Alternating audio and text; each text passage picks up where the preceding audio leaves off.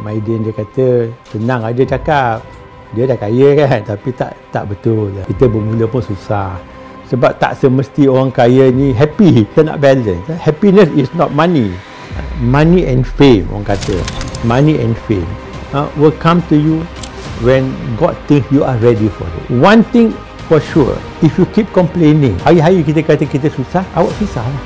Semua nak kaya, tapi pelan-pelan. Naik tangga, jangan berlari, orang kata. Nanti kita jatuh. Nanti kita slow and steady, sabar, jangan tamak sangat. Kalau dah ada duit tu, please, with all humility, jangan kita kata saya dah kaya. Pernah, because nak tunjuk kat siapa. If you do good things in life, Tuhan macam mana pun akan bagi balik lah.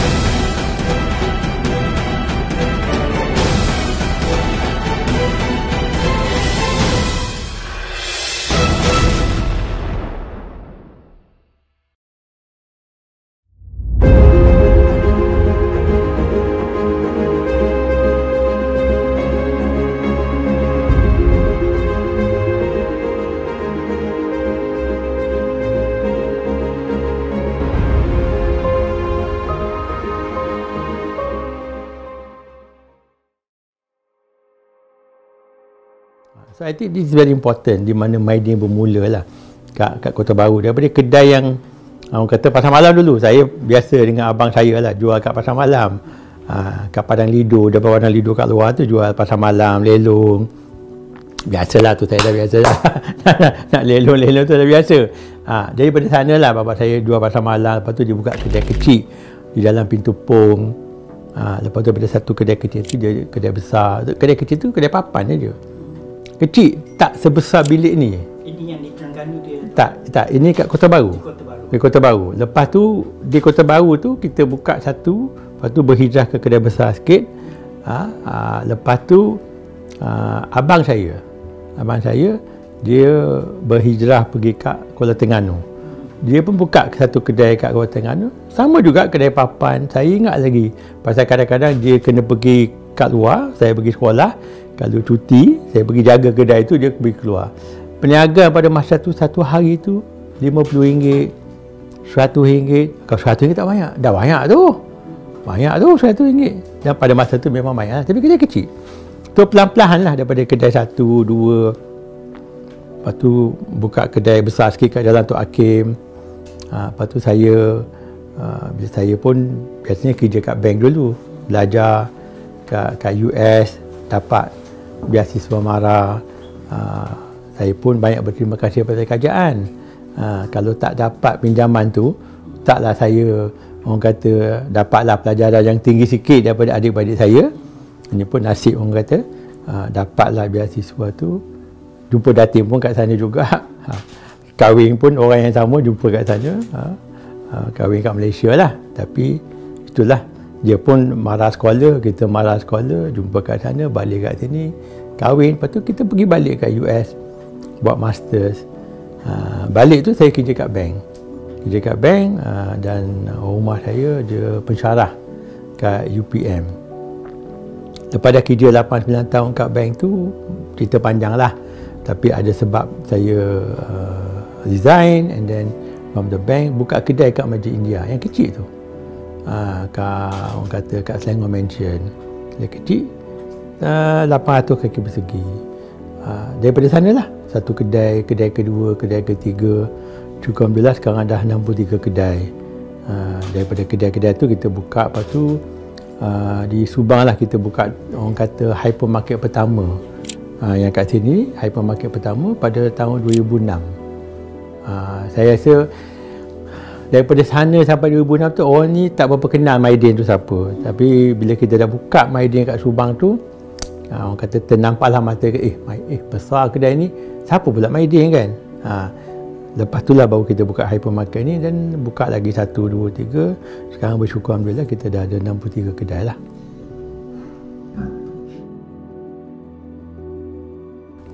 Datuk, saya berminat dengan kesusahan yang dialami oleh keluarga Datuk lah. Ada 7 orang beradik, tak silap saya kan. Datuk apa, kalau Datuk boleh buat perbandingan kesusahan waktu itu dengan sekarang, adakah sama atau pada waktu itu lagi sukar?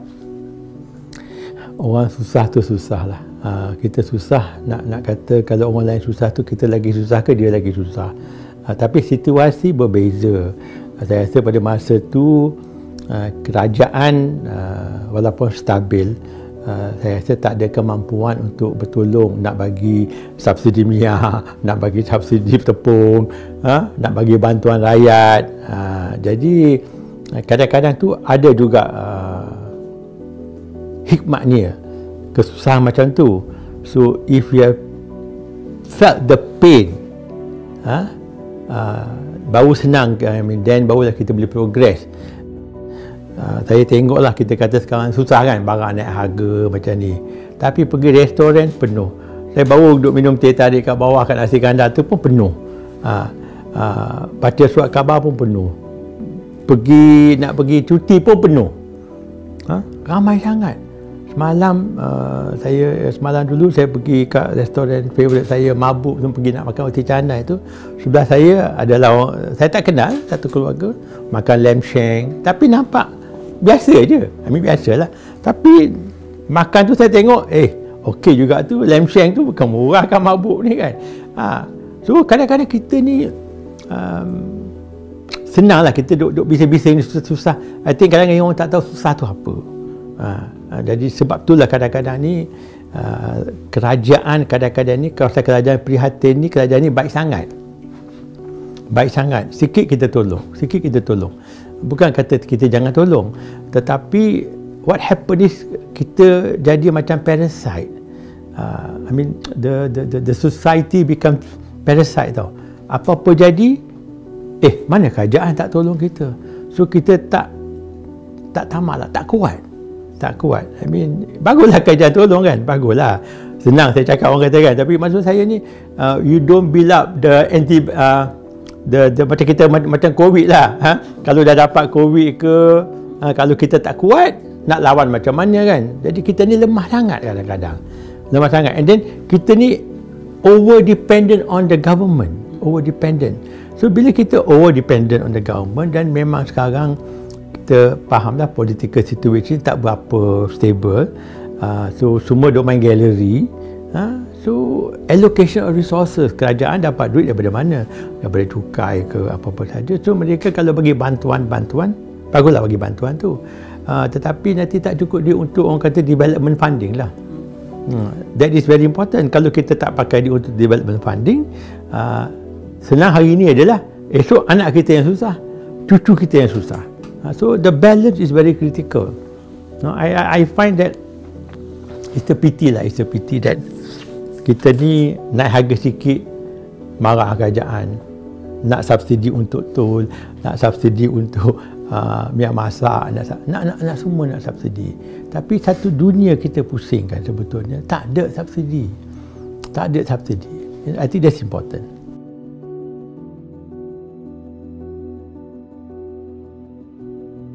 Kesukaran yang dihadapi oleh Maidin ketika memulakan perniagaan, apakah kesukaran dia?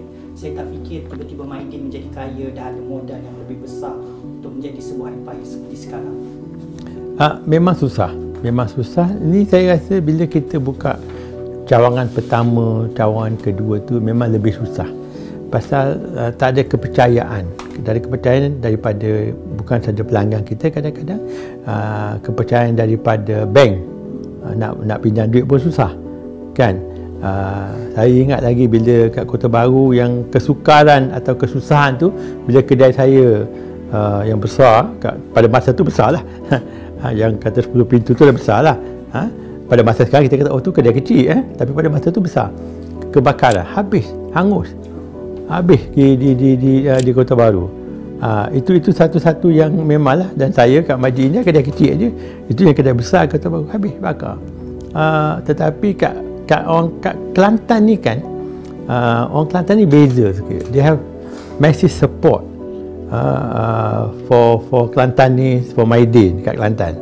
Saya tak rasa sama dengan Kuala Lumpur. Kelantan ni, lepas tu kita habis tu kita buka dalam 1-2 bulan kita buka dalam warehouse kita.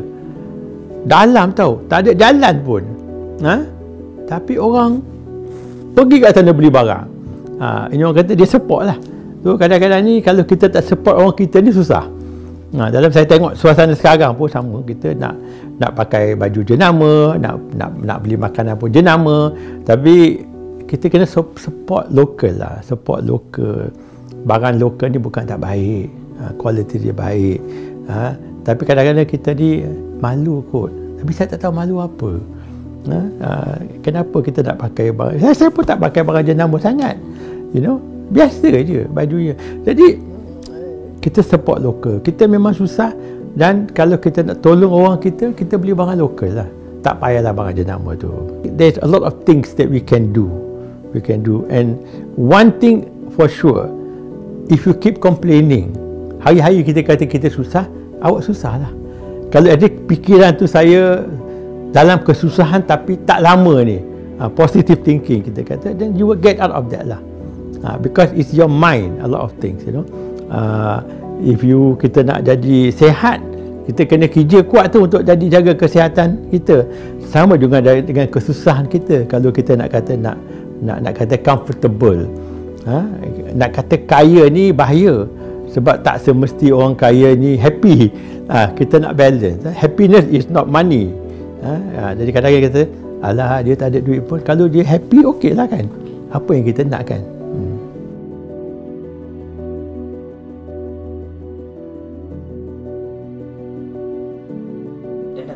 Bekerja di Arab Malaysian Merchant Bank, apa yang membuatkan Datuk memutuskan untuk menyertai dunia perniagaan? Dah ada karier yang baik. Ini orang kata pasal bila kita kecil ni kan, bila kita kecil dalam suasana perniagaan, bapak balik rumah pun cerita pasal orang berniaga. Pasal tu kalau kita kata orang Melayu nak orang berniaga, bukan saya kata tak boleh. Boleh, tapi dia akan mengambil masa. Pasal our Malay society lama ni, ayah mak bapak kita ni civil servant. So bila dia balik, dia cerita pasal kerja dia lah kan. Jadi tak ada cerita pasal perniagaan. Macam bapak saya, dia cerita pasal perniagaan, balik peniaga. Saya ni orang tak, bila pergi sekolah dulu, bapak saya tak bagi duit pun. Tak bagi pocket money. Dia ada kedai, tak tahu budak-budak sekarang tahu apa, yang ada anak askar yang kecil-kecil tu kan. Satu paket tu ada 10 anak askar. Bapak saya bagi anak askar tu satu paket. Satu paket tu ada 10. Satu paket tu RM1. Saya pergi kat sekolah, buka 211 20 sen. 20 sen, satu paket RM2. Ada RM1 kan? Cukup untuk seminggu. Mari balik, bukan RM2 tu saya dapat. RM1 tu saya kena bagi balik kat bapak. Pasal dia nak ajar tu. That RM2 is not your money tau, because there's a cost. That's the cost, you see. So bagi balik. Lepas tu habis duit tu, dia bagi barang lain, pergilah jual. So kita daripada kecil dah belajar tau. Dah muka tebal. Kita tahu lah, kita duduk makan tu, orang mari nak jual pen lah, nak jual buku, bukan senang. Kita ni, pergilah. Kesian dia juga, dia pun cari makan juga kan. Saya pun tak biasa beli dengan dia orang pasal saya jual semua barang tu. Tapi saya kata, tak apalah, terima kasih lah. Kadang-kadang tanya harga nak tahu aja. Tapi susah, dia kena muka tebal tau. Nak jual insurans bukan senang kan. So daripada sana kita belajar that instill that business sense. Jual askar ke, pergi sekolah macam mana, naik basikal, naik bas. So it's a tough life that you have. So yang kata daripada kerja kat bank tu jadi perniagaan tu adalah sebab lah saya susah nak bagi tahu dalam media kadang-kadang, because it involves people. Tapi end of the day, saya rasa it was a good decision. So saya berani ambil risiko. So in business, you must take, orang kata, calculated risk. Jangan kita, saya mesti boleh buat, okay, tinggal satu pergi. Kadang-kadang saya tengok staff care saya kan, dia kata nak berniaga, nak berhenti kerja lah. Okay, boleh, tak ada masalah. Ada ke simpanan dia? Pernah ke buat macam mana? So you have to take, jangan tak berani, kita berani lah. By everything you must take a calculated risk. You take a risk, but you take a calculated risk. So it's the same thing. So daripada sana tu, berani satu, ada sokongan daripada ayah saya, arwah. Tapi sokongan tu bukan daripada duit tau, pasal dia pun tak ada duit. Tapi ada satu, ada nama dia. So I think kadang-kadang ni nama, the nama is more important. Nama, the brand itself. Dia tak ada duit, tapi dia kata nak dapat barang, siapa nak bagi hutang, kita duit tak ada nak beli barang. Dia kata tak apalah, letak nama Maidin tu, supplier akan bagi barang. Tapi satulah, jangan lupa bayar hutang, dia kata nanti. Itu yang mustahak, pasal nama dia. Sampai sekarang pun nama dia. Nama dia. So kita ni berniaga susah payah macam mana pun, jangan lupa kita bayar hutang. Dan bila kesusahan macam baru ni, COVID ke sebelum ni kan, saya kata kita pun susah juga. Susah betul nak bayar. Jadi supplier marah macam mana, jangan kita tak angkat telefon. Jangan kita alamak, hutang, alamak dia call saya lagi, aduh, apa nak jawab kan. Jangan kita suruh orang lain jaga. Dia orang pekerja, jawapan dia lain. Kita owner tau, you pick up your call. Kita bagi tahu pada supplier kita ke orang kata rumah kita ke, yang kita nak bayar sewa kedai tak dapat bayar ke, kita sendiri bagi tahu dia orang, InsyaAllah saya bayar. Bila saya boleh bayar, berapa saya boleh bayar. Kalau kata hutang RM10,000 contohnya, tak sempat bayar, saya boleh bayar berapa? 100, RM10, RM1, bayarlah RM1, bayar RM10, jangan tak bayar. Dan bila boleh bayar. Ramai saya tengok membeli barang dengan saya, kadang-kadang bila kita bagi hutang sikit, lepas tu kita tak boleh bayar, hilang, nombor pun tukar. So that's not responsible. Sebab sekali buat macam tu, nombor satu, kita tak halalkan duit tu. Itu tanggungan yang berat pada seorang kalau kita tak halalkan kan. Yang kedua, it's a small world. Orang akan tahu, saya akan bercerita, orang akan tanya, orang tu okey tak boleh bagi barang, jangan, dia tak bayar hutang saya. So it is very bahaya. Kita berniaga, kita berhutang, kita kena bayar. Dan kita nak kaya ni, semua nak kaya, tapi pelan-pelan. Naik tangga, jangan berlari, orang kata. Nanti kita jatuh. Tu pelan-pelan. Jadi kita tahu bila kita naik tangga kan, kita naik tangga, kita sesak kita. Kita tahulah kita ni tak kuat, slow sikit lah. Kalau kita lari, boleh sampai tu, okey lah tu, kita kuat. Tu sama juga dalam perniagaan. Bila kita naik tangga pelan-pelan. So kalau jatuh pun jatuh sikit lah. Yang bahaya tu orang suka ambil lift. Naik lift, cepat dia naik atas. Kalau lift tu rusak sekali, boom turun, mati terus. Atau tak ada tenaga, nanti nak naik tangga kalau lift rusak. Jadi eloklah perniagaan tu kita slow and steady, sabar, jangan tamak sangat, and then kalau dah ada duit tu, please with all humility, jangan kita kata saya dah kaya. Saya tak faham orang ada duit sikit nak beli Lamborghini lah, masuk Facebook lah. You tak pernah tengok saya punya rumah dalam Facebook. Kereta saya pun saya tak pernah, adalah kereta mewah sikit pun tak pernah saya bergambar, tak pernah, because nak tunjuk kat siapa.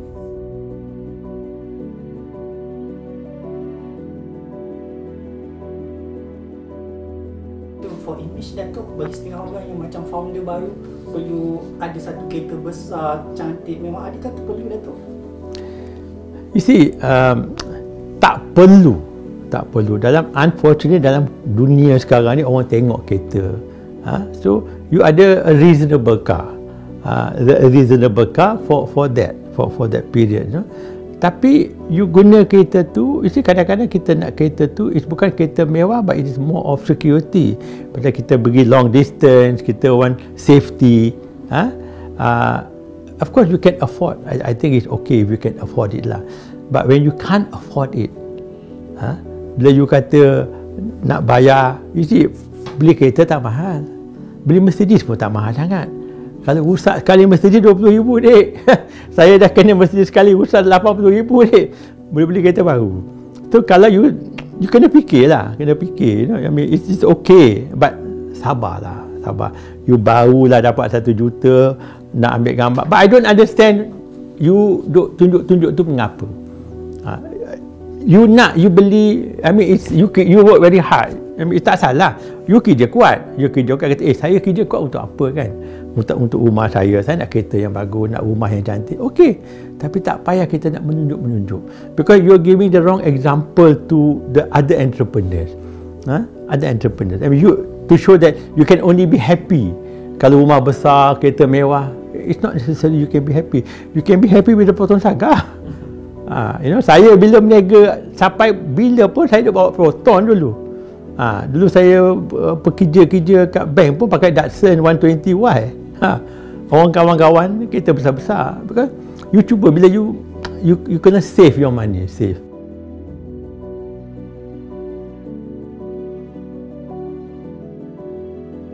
Datuk hadapi waktu nak bentuk Maidin di Subang ni, saya diberitahu banyak bank tidak mahu memberikan Datuk pinjaman. Bagaimana agaknya Datuk mengatasi masalah tu, dan mungkin boleh menjadi contoh kepada peniaga-peniaga yang lain? Persistency lah. Bila kita nak buka yang satu hypermarket yang besar ni, memang orang tak akan percaya. Orang kata, I don't think your Maidin ni kan jual kat pasar malam, kedai runcit kat Masjid India, nak buka hypermarket, nak lawan dengan jenama-jenama yang besar-besar, mungkin tak boleh kot, you know. So memanglah cerita saya memang jumpa bank terbesar kat Malaysia pada masa tu minta pinjaman, dia pun gelak sajalah. Tetapi akhir kata ada juga satu bank yang bagi pinjaman. Sebab bila saya kerja kat bank dulu, saya tak menunjuk-nunjuk, tak makan duit halal. Jadi pengarah pada masa tu dia tahu. Jadi bila kita dah nak berniaga tu, nak pinjam yang lebih tu, dia berani. Pasal dia kenali apa kita orang kata our value system, you see. So dia bagi, syukur alhamdulillah bagi, dan kita dapat beli bangunan tanah ni, lepas tu kita buka perlahan-lahan. So I think if you do good things in life, Tuhan macam mana pun akan bagi balik lah. Tapi kalau kita minta-minta tu tak dapat lah. Dia akan bagi. So untuk saya ni kan, money and fame, orang kata money and fame will come to you when God thinks you are ready for it. Money and fame. So if you get money too fast, hilang duit tu. Pasal you tak pandai jaga duit tu kan. If you get fame too fast, kita jadi artis yang terkenal cepat sangat, orang kata, dia commit suicide, dia ambil dadah, kau dia tak ready. Tapi tengok yang artis-artis kita yang pelan-pelan naik, macam M. Nasir contohnya kan, dia pelan-pelan tau, pelan-pelan. So dia become stable kan. So dia tak adalah, you know, all these funny thing, because they have taken time to grow. Kita Sheila Majid lah, kita yang want to ingat yang lama-lama. Okay, dan yang cepat-cepat tu kan, macam Elvis Presley pun such a good excellent singer, tapi akhirnya dadah, you know, Michael Jackson. So all those things, when you're not ready for it, if you get it, it's very dangerous. So dalam Maidin yang buka ni pun susah, bank tak bagi. Kesusahan tu semua orang akan hadapi, bukan Maidin saja. Untuk saya ni banyak sabar, persistency, and kalau kita ni orang kata pernah buat baik pada masa tu, kalau masa tu dah tiba, Tuhan akan tolong balik lah. Tapi kalau dah besar ni, like I said just now lah, humility is very important. Orang nak jumpa, orang nak bergambar, janganlah kita jadi action pula, orang kata. Macam saya buat TikTok dia, ramai nak bergambar sekarang. So kita be all humility, kita kata kita jangan jadi, wah kita ni artis, tak ada lah. You are only an artist because they think you are an artist, kan? You yourself are just the same person. So I think it's nice to be acknowledged, it's nice to do good things, but be good lah, be good, be kind to people, very important.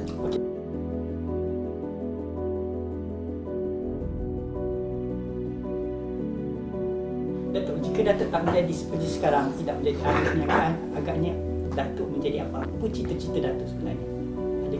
Saya ni sebetulnya Bachelor of Science in Chemistry. I'm a chemist, you see.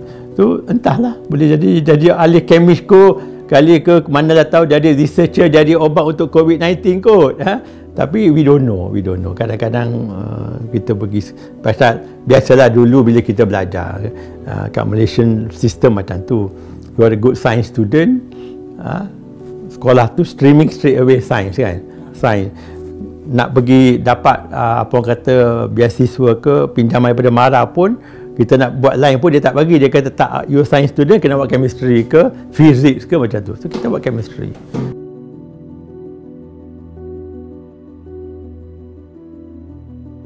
Apa nasihat Datuk lah kepada anak muda yang mahu menceburi bidang perniagaan ni? Tadi Datuk dah bagi banyak nasihat, mungkin ada lagi sedikit nasihat tu. Satu, jangan cepat nak kaya. Yang kedua ni, nak masuk dalam perniagaan, pergi kerja dulu. pergi kerja dulu. You baru graduate dapat university, kadang-kadang kita ingat dah pandai sangat. So kalau boleh, apa saja perniagaan yang kita nak buat, pergi kerja. Nak buka restoran, pergi kerja kat kedai mamak tu dulu. Faham dulu apa yang laku, apa yang tak laku. Kalau nak jual tudung tu, kerja kat Maidin dulu. Kita ingat tudung warna ni laku, akhirnya yang laku warna putih dengan hitam aja. So kita ni kadang-kadang suka yang merah, tapi yang laku tu putih dan hitam aja. So apa saja yang kita nak buat. Dan untuk saya ni, kerjalah 10 tahun. Tak payah jadi ahli perniagaan dulu. Kerja 10 tahun. Kerjalah 2-3 tempat. Walaupun bukan akhirnya saya nak buka kedai runcit macam Maidin, tapi kita kerja kat restoran ke, kita kerja kat mana pun, that experience, that humility, that hard work will make a difference. A lot of difference. Pasal saya ni kan bukan saja kerja kat bank. Dulu saya belajar dulu pun saya cuci tandas. Saya ada kerja kat restoran Cina, bersihkan restoran. Jadi saya banyak 2-3 kerja saya buat dulu saya student. Pasal duit mahal ni memang tak cukup. Dulu pun tak cukup, sekarang pun tak cukup. So elok kita bekerja so that experience will make a difference. Not only experience, your contacts, your friends. At that time, where you work, akhir kata, your network is very important. And don't make any enemies. Because the world goes round, the world goes round. Don't make any enemies. You can be somebody's boss and tomorrow he will be your boss.